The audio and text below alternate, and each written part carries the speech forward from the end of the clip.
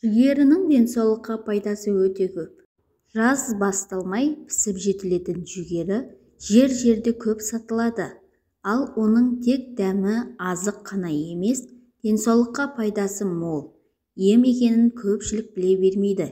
Ендеше оның денсаулыққа пайдасын хабардар болыңыздар.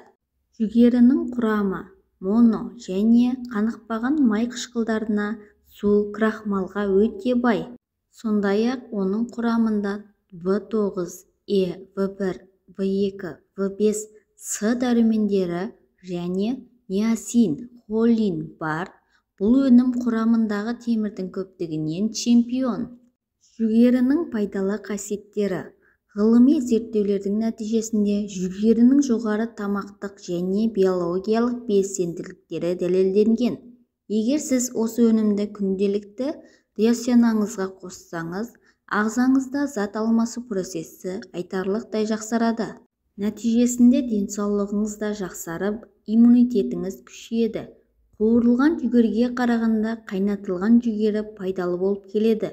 Қайнатылған жүгері терінің қартаюын тежейді және қатерлі ісік дамуын алдын алады.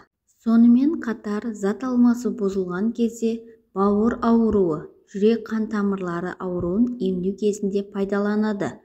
Жүгеріні жесеңіз, өтіңізді тазалау үшін, жеңілдету үшін пайдалануыңызға болады. Гастрит кезінде ұнтақталған жүгері сорпасын пайдалану ұсынылады.